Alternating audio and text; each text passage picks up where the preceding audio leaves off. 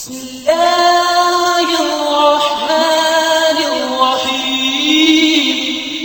اس کے اندر جو آئی ہے نا کہ اللہ تعالیٰ فرماتا ہے کہ وہ اہل ایمان کہتے ہیں وَلَا تَجْعَلْ فِي قُلُوبِنَا غِلًّا لِلَّذِينَ آمَنُوا، اے اللہ اہل ایمان کے بارے میں ہمارے دل میں کوئی بغض نہ رکھنا، یعنی جو اہل ایمان دنیا سے چلے گئے ہیں ان کے بارے میں ہمارے لیے دل میں کوئی میل نہ آئے، یعنی یہ دعا سکھائی گئی ہے۔ بعض اوقات ہوتا ہے انسان کی بڑی یعنی قریبی رشتہ داری بھی ہوتی ہے، بعض اوقات لوگوں نے ایسی زیادتیاں کی ہوتی ہیں کہ انسان یعنی چاہتے ہوئے بھی ان چیزوں کو بھلا نہیں سکتا، تو اس لیے یہ دعا تعلیم کر دی گئی ہے کہ چلو جو بندہ دنیا سے ایک غلط کام کر کے چلا گیا آپ اس کے لیے دعا کریں اور اپنے لیے دعا کریں کہ اللہ ہمارے دل میں ان کے لیے یعنی کوئی میل ایسا نہ آئے۔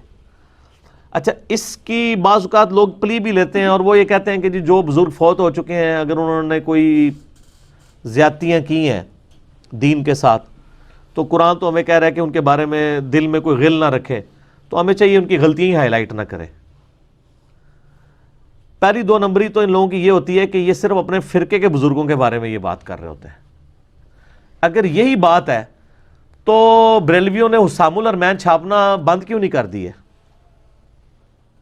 آج تک چھپ رہی ہے نا، جس میں یعنی 4 علماء دیوبند پہ کفر کے فتوے لگائے تھے حمزہ بریلوی صاحب نے، المشہور حسام الارمین،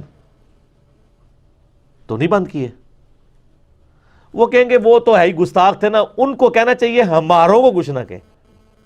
اس کے مقابلے پہ المحند المفند لکھی گئی ہے، سر وہ بھی 100 سال سے زیادہ ہو گیا چھپ رہی ہے، جس میں حمزہ بریلوی صاحب ان کی جماعت کو پورا شیطانی لشکر ڈکلیئر کیا گیا، تو ان کو نہیں پتا کہ حمزہ بریلوی تو 1921 میں فوت ہوئے تھے، تقریباً 100 سال ہونے والے ہیں ان کو فوت ہوئے میں، یہ 2019 چل رہا ہے، تو یار چھوڑ دو۔ اگر یعنی آپ کی وہی ڈاکٹرائن مانے، وہ کہیں گے نہیں جی سر جنہوں نے دین کے ساتھ کھلواڑ کیا ہے ان کو معافی نہیں ہے، تو سر یہی ہماری ڈاکٹرائن ہے کہ جنہوں نے دین کا نقصان کیا ہے۔ یہ جو غل والا تعلق ہے نا، اس کا تعلق ہے کہ آپ کا کوئی ذاتی معاملہ ہے کسی کے ساتھ، جس نے دین کا جنازہ نکالا ہوا ہے وہ تو اللہ اس کے رسول کا دشمن ہے، اس کے بارے میں غل کا رکھنا ایمان ہے۔ الحب للہ والبغض للہ، بخاری مسلم کی حدیث ہے کہ اس نے ایمان کی حلاوت چکھی جس میں 3 نشانی ہے۔ نمبر 1، اللہ اور اس کا محبوب اسے پوری دنیا سے بڑھ کر محبوب ہوں صلی اللہ علیہ وآلہ وسلم۔ اس میں تو اکثر لوگ کہیں گے جی ہم بالکل جی ایسا ہی ہے، یہ لادہ بات ہے کہ جب داڑھی رکھنی پڑتے تو کہتے ہیں یار وہ بیوی سے پوچھنا پڑے گا، ابو سختی کرتے ہیں، تو وہ پھر ابو اور بیوی آگے ہو جاتے ہیں۔ تو جن لوگوں نے دین کا جنازہ نکالا ہے ان کے بارے میں غل رکھنا ضروری ہے، کیونکہ اس میں دوسری نشانی بخاری مسلم میں آئی کہ وہ شخص محبت کرتا ہے تو اللہ کے لیے اور دشمنی رکھتا ہے تو اللہ کے لیے۔ اور تیسری چیز ہے کہ کفر کی طرف لٹایا جانا اس کے لیے اتنا ہی مشکل ہو جاتا ہے جتنا زندہ آگ میں جلایا جانا۔ وہ آگ میں جلنے کے لیے تیار ہو جائے لیکن ایمان نہ چھوڑے، وہ ایمان کی حلاوت چکھے گا۔ تو الحب للہ والبغض للہ، بغض اللہ کے لیے، محبت اللہ کے لیے، وہ والا غل تو رہتا ہے۔ اس غل سے تو نبی الاسلام نہیں چھٹکارا حاصل کر سکے۔ صحیح بخاری میں حدیث ہے، نبی الاسلام کے پاس واشی آیا فتح مکہ کے موقع پر، اور وہ واشی کون تھا؟ قاتل حمزہ۔ ہائے ہائے ہائے، حمزہ نبی الاسلام کے صرف چچا نہیں تھے بلکہ بھائی بھی تھے، دو شریک، اور ہم عمر بھی تھے، دوست بھی تھے۔ واشی کو حضرت بلال نے سفارش کروائی کہ یا رسول اللہ میرے کہنے پہ معاف کر دیے جائے۔ واشی پیش ہوا، فرمایا واشی یا رسول اللہ، قاتل حمزہ یا رسول اللہ، تیرا ایمان قبول ہے لیکن کیا تو ایسا کر سکتا ہے کہ اپنی شکل مجھے نہیں دکھانی؟ ہائے ہائے ہائے ہائے، یہ وہ شخص ہے جو حریص علیکم بالمؤمنین رؤوف الرحیم ہے، لیکن چچا کے معاملے میں، اور وہ چچا ایسا نہیں جو صرف چچا ہی تھا، وہ دین کا مجاہد تھا، دین کے لیے کنٹریبیوشن تھی۔ اور فرمایا پوری زندگی پھر واشی سامنے نہیں آیا حضور کے، حالانکہ آپ کو تو اللہ نے گارنٹی دی ہے حریص علیکم بالمؤمنین رؤوف الرحیم، نبی الاسلام مومنین پر رؤوف بھی ہیں رحیم بھی ہیں۔ اب میں تھوڑی سی انجینئرنگ کرتا ہوں کہ انسان کو اپنے چچا سے زیادہ محبت ہوتی ہے یا اپنی اولاد سے؟ مطلب اس پہ تو کوئی دوسری رائے نہیں ہے۔ جن جن کے بچے ہیں یعنی میرے بھی اپنے بچے ہیں، آپ میں سے بھی اکثر لوگ شادی شدہ بیٹھے ہیں، آپ خود انالیسس کر لیں، بلکہ اولاد تو بعض کا انسان کو ماں باپ سے آگے ہو جاتی ہے۔ تو جن لوگوں نے حضرت حمزہ کے ساتھ ظلم کیا اور ان کو قتل کیا، ان کا ایمان قبول نہیں کیا گیا۔ تو جن لوگوں نے حضرت حسین ابن علی کے ساتھ ظلم کیا یا حضرت علی ابن ابی طالب کو تکلیفیں دی ہیں جو حضور کے بچوں کی جگہ تھے، ان کے بارے میں آپ ایکسپیکٹ کر سکتے ہیں کہ نبی الاسلام کے دل میں ان کے بارے میں کوئی محبت کے جذبات ہوں گے؟ Not at all. حتیٰ کہ آپ دیکھ لیں مسند احمد میں تواتر سے وہ حدیث نقل ہوئی ہے کہ ابن عباس کہتے ہیں کہ ایک دوپہر کے وقت میں نے خواب دیکھا اور میں گھبرا کے اٹھ گیا اس خواب کی وجہ سے۔ میں نے دیکھا کہ نبی الاسلام جو ہے وہ پرانگدہ حالت ہے، بال بکھرے ہوئے ہیں، جسم پہ گرد پڑی ہوئی ہے، ہاتھ میں خون کی ایک شیشی ہے، اور میں نے کہا یا رسول اللہ میرے ماں باپ قربان آپ کی کیا حالت ہے؟ تو فرمایا کہ یہ حسین اور اس کے ساتھیوں کا خون ہے جو صبح سے میں کربلا میں سمیٹ رہا ہوں۔ اور یعنی یہ ایک اللہ کی طرف سے دکھایا گیا یہ تشبیہ، یعنی ایک علیحدہ سے ایک محکمہ خواب کے محکمہ بالکل الگ سے ہے۔ آپ مجھے خواب میں آئے تو آپ کو نہیں پتا ہوگا کہ آپ میرے خواب میں آئے ہیں، یہ اللہ تعالیٰ تمثیلاً دکھاتا ہے۔ اور نبی علیہ السلام کو خواب میں دیکھ رہا ہے کون؟ صحابی، تو وہ تو کنفرم ہے، بخاری مسلم میں حدیث ہے جس نے مجھے خواب میں دیکھا میری شکل میں شیطان نہیں آ سکتا، اور وہ شکل صحابی کو تو پتا تھی، اور صحابی بھی عام نہیں، عبداللہ ابن عباس کہتے ہیں میں گھبرا کے اٹھا، میں نے وقت اور تاریخ نوٹ کر لی اور دن بھی۔ کئی ہفتوں بعد پتہ چلا کہ اسی دن 10 محرم 61 ہجری میں حضرت حسین ابن علی کو شہید کیا گیا۔ تو حسین ابن علی کی وفات کے اوپر یہ ابن عباس کو خواب میں آنا، حضور صلی اللہ علیہ وسلم نے انڈیکیٹر دے دیا ہے نا۔ اسی حدیث کو نقل کر کے اسماعیل دہلوی، جس کو دیوبند اور اہل حدیث جو اس وقت پریکٹیکلی یعنی ایک سمجھ لیں کہ یزید کے ٹھیکیدار بنے ہوئے ہیں اس کے دفاع کے اوپر، ان کے مشترکہ امام ہے اسماعیل دہلوی، شاہ ولی اللہ دہلوی کا پوتا۔ اس نے جو کتاب لکھی ہے نا تقویت الایمان، جس میں گستاخیاں بھی ہیں،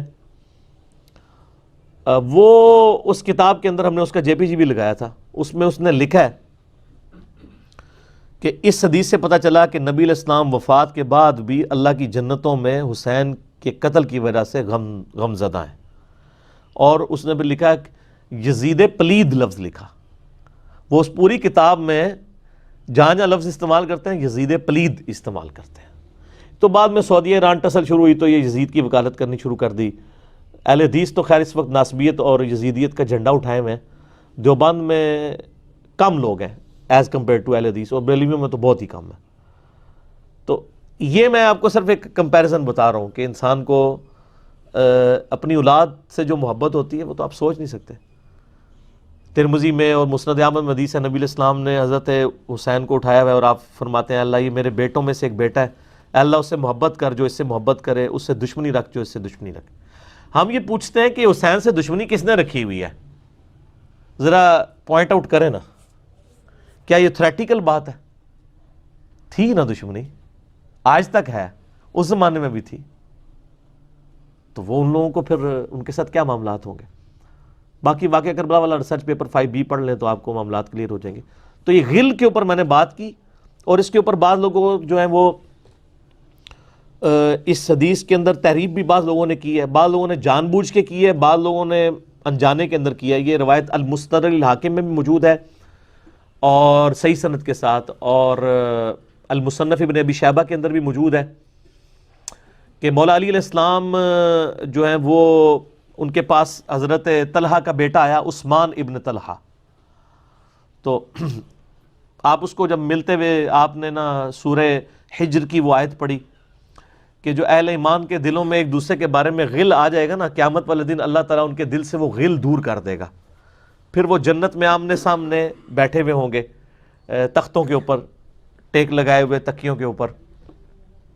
تو انہوں نے کہا کہ میں اللہ سے امید کرتا ہوں کہ یہ آیت میرے، طلحہ اور زبیر اور عثمان ابن عفان، ان 3 بندے اور چوتھا میں، یہ آیت ہمارے بارے میں ہے کہ اللہ تعالیٰ ہمارے دلوں میں جو ایک دوسرے کے لیے میل آ گیا قیامت والے دن وہ دور کر دے گا اور ہم ایک دوسرے سے راضی ہو جائیں گے۔ ظاہر ہے مطلب وہ تکلیفیں تو پہنچی تھی نا حضرت علی کو، مطلب کئی لوگوں سے تکلیف پہنچی، بل آپ نے ان کو ایک کلین چٹ دے دی کہ میں اللہ سے امید کرتا ہوں کہ ان لوگوں کے بارے میں یہ آیات ہیں کہ اللہ تعالیٰ ہمارے دلوں میں ایک دوسرے کی نفرت ختم کر دے گا، جو اگر دنیاوی وجہ سے، دنیاوی طور پر کسی دینی وجہ سے آئی ہے۔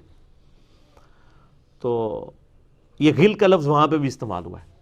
اب ڈاکٹر اسرار صاحب رحمہ اللہ تعالیٰ، چونکہ ان کی حدیث کی فیلڈ نہیں تھی، انہوں نے یہ جب سورہ ہجر کی آیات آئیں، اس پہ میرا مسئلہ نمبر 116C بھی ریکارڈڈ موجود ہے، انہوں نے نا اس میں حضرت معاویہ کا نام بھی لے دیا کہ میں اللہ سے امید کرتا ہوں یہ میرے اور معاویہ کے بارے میں ہوگا۔ نہ، وہ نام لیے ہی نہیں ہے، آپ خود سے نہ داخل کریں۔ حضرت معاویہ کو حضرت علی نے نہیں معاف کیا، پوری زندگی معاف نہیں کیا، کیونکہ ان کی وجہ سے خلافت کا نظام ٹوٹا تھا۔ حضرت طلحہ تو میدان جنگ سے چھوڑ کے چلے گئے تھے، جب عمار ابن یاسر کو دیکھا کہ وہ سامنے ہیں تو انہوں نے کہا عمار کو تو باغی جماعت قتل کرے گی، وہ چھوڑ کے چلے گئے۔ تو مروان نے ہی ان کے گھٹنے میں تیر مارا، مستدل حاکم میں آتا ہے، اور وہ شہید ہو گئے۔ حضرت زبیر وہ صحابی ہیں یعنی جو نبی الاسلام کے بہادر ترین اصحاب میں سے 12 بندے غزوہ احد میں حضور کے ساتھ رہ گئے تھے، 700 میں سے غزوہ احد کے اندر، ان میں سے ایک حضرت زبیر بھی تھے، اور یہ تلوار کمال کی چلاتے تھے، اکیلے میدان جنگ میں آگے چلے جاتے تھے۔ بخاری میں آتا ہے کہ ان کا بیٹا عبداللہ ابن زبیر کہتا ہے کہ میرے باپ کے 2 شانوں کے درمیان اتنا بڑا زخم تھا جو ہیل اپ ہو گیا تھا، لیکن پھر بھی گڑا پڑا ہوا تھا، میں پورا ہاتھ اس میں داخل کر لیتا تھا، اور وہ زخم ان کو احد کے موقع پہ لگا تھا۔ ٹھیک ہے، اور پھر اسی حدیث میں بخاری کے آتا ہے کہ جنگ یرموک کے موقع پر لوگ یعنی لیڈر کے اوپر چل رہے ہوتے ہیں، تو حضرت زبیر بھی ایک اسکواڈ کو لیڈ کر رہے تھے، تو لوگوں نے کہا حضرت آپ آگے جائیں، انہوں نے کہا جب میں آگے جاؤں گا تو میرے ساتھ کوئی نہیں آگے جا سکے، تو وہ اکیلے گھوڑے کو انہوں نے جو ہے وہ ایڑی لگائی اور رومن امپائر کی یعنی فوج کے اندر گھس گئے، اور کوئی بھی ان سے لڑنے کے لیے تیار نہیں ہوتا تھا، اتنی بہادری تھی ان کے اندر، لیکن جنگ جمل میں حضرت علی کے مقابلے پہ آ گئے۔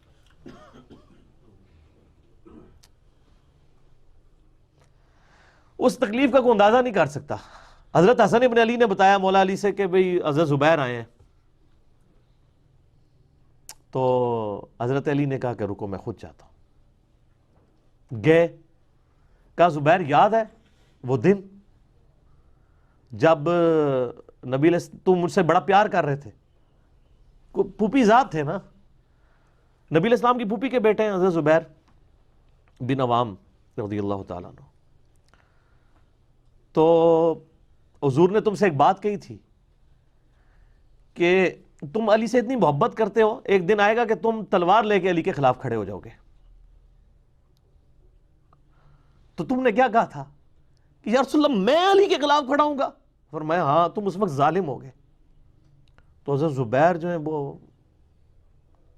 ان پہ غشی طاری ہو گئی، گھوڑے کو یعنی وہ حضرت علی کا پھر سامنا بھی نہیں کر سکے، میدان جنگ سے واپس چلے گئے۔ تو بعد میں حضرت علی کے فوجیوں میں سے ایک بندے نے جا کے پیچھے ان کو دھوکے سے قتل کر کے تو لا کے تو سر حضرت علی کے سامنے رکھا، تو حضرت علی نے کہا کہ زبیر کے قاتل کو میں دوزخ کی بشارت دیتا ہوں، کیونکہ زبیر جنتی تھا۔ تو وہ شخص پھر حضرت علی سے ناراض ہو گیا کہ ہم نے میں نے تجھے حکم دیا تھا، جب میں نے ان کو جانے دیا ہے تو نے یہ کام کیوں کیا؟ تو وہ پھر خارجی ہو گیا۔ اور یعنی یہ وہ محبت تھی، وہ جہاں محبت تھی وہ نظر آتی تھی۔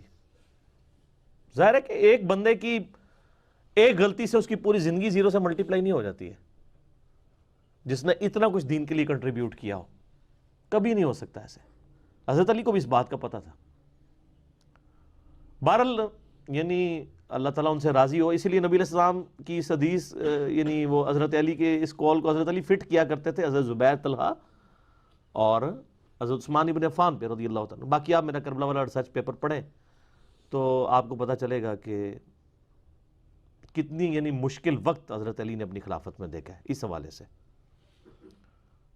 یعنی مصنف ابن ابی شیبہ میں آپ کے مخالفین کی لاشیں بھی ہیں، ان پہ بھی حضرت علی گریہ کر رہے ہیں، ایک ایک کی لاش اٹھا کے اس کو صاف کر رہے ہیں۔ حضرت طلحہ کا بیٹا تھا محمد بن طلحہ، اس کی لاش دیکھی تو رو پڑے حضرت علی، حالانکہ وہ مخالفت میں لڑنے آیا ہوا تھا۔ پھر حضرت حسن سے کہا کاش میں جنگ جمل سے 20 سال پہلے ہی مر گیا ہوتا، میں یہ دن نہ دیکھتا۔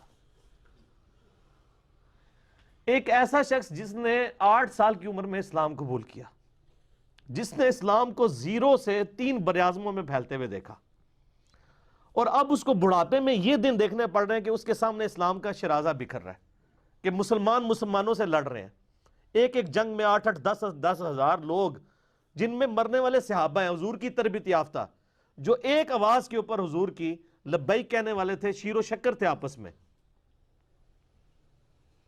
آپ اندازہ کر سکتے ہیں. اسی لیے حضرت علی جو ہیں وہ یعنی کوفے میں شہر سے باہر آپ کو پتہ ہے کنویں ہوا کرتے تھے، اکیلے جا کے کنویں پہ بیٹھ کے رویا کرتے تھے کہ یا اللہ اس امت کے ساتھ کیا ہو گیا. کوشش کرتے رہے، اینڈ رزلٹ یہ ہے کہ وہ خلافت کا نظام. اسی لیے مصنف ابن ابی شیبہ میں آتا ہے کہ آپ نے فجر اور عشاء کی نمازوں میں قنوت نازلہ پڑھی، اللہم علیک بمعاویہ و اشیائہ، اے اللہ معاویہ اس کے شیعہ کو برباد کر، علی اور اس کے عمرو بن عاص اور اس کے شیعہ کو، ابا سلمی اور اس کے شیعہ کو، قیس اور اس کے شیعہ کو برباد کر. باقی احادیث میں آپ علیہ السلام نے جو بشارت کر دی تھی، سنن نسائی الکبریٰ کے اندر حدیث موجود ہے، حاکم کے اندر، کہ نبی علیہ السلام نے حضرت علی سے ایک دن فرمایا تھا، اے علی، اگلی امتوں میں سب سے بڑا بدبخت وہ تھا جس نے قوم عاد کی اونٹنی کو قتل کیا اور اس کے بعد عذاب آ گیا. میری امت کا سب سے بڑا بدبخت وہ ہوگا جو تیرے سر کے خون سے تیری داڑھی کو رنگ دے گا. اور وہی ہوا ہے. اور اس کے بعد پھر دیکھیں امت ایک جگہ جمع نہیں ہوئی ہے. حضرت علی ایک آخری کوشش تھے، اور جن لوگوں نے اس وقت ساتھ نہیں دیا پھر ان کو دنیا میں اس کا خمیازہ بھگتنا پڑا ہے. عبداللہ بن عمر نے بیعت نہیں نہ کی تو صحیح بخاری اٹھا کے دیکھیں، عبداللہ بن عمر کو آل امیہ نہیں قتل کروایا، حجاج بن یوسف نے زہر آلود نیزہ مروا دیا. اور حاکم کے اندر مجموع الزوائد کے اندر موجود ہے، حضرت عبداللہ بن عمر آخری عمر میں کہا کرتے تھے، کاش میں اس وقت علی کا ساتھ دیتا اور یہ خلافت کا نظام تو بچ جاتا. کیونکہ کئی لوگ بیچ میں نیوٹرل ہو گئے تھے جو پھر ساتھ نہیں دیا، تو اس کی وجہ سے پھر حضرت علی کے چونکہ اب پاس اتنی مین پاور نہیں تھی کہ اس سسٹم کو سنبھال سکتے، بال پھر وہ شہید ہو گئے اور پھر معاملات آگے. خیر بات کہاں سے کہاں نکل گئی، کیونکہ یہ اس کے ساتھ غل کا لفظ تھا تو یہ غل کے لفظ کو ایڈریس کرنا ضروری تھا. تو آج ہم جب جنگ جمل صفین نہروان کو ڈسکس کرتے ہیں تو یہ کوئی غل والی بات نہیں ہے، یہ وہ چیزیں ہیں جو ایک ریالٹی ہیں. اور وہ اگر یہ غل والی بات ہے تو نبی علیہ السلام کے دل میں بھی نعوذ باللہ غل تھا، مولا علی کے دل میں بھی غل تھا، ایسا نہیں تھا. وہ دین کی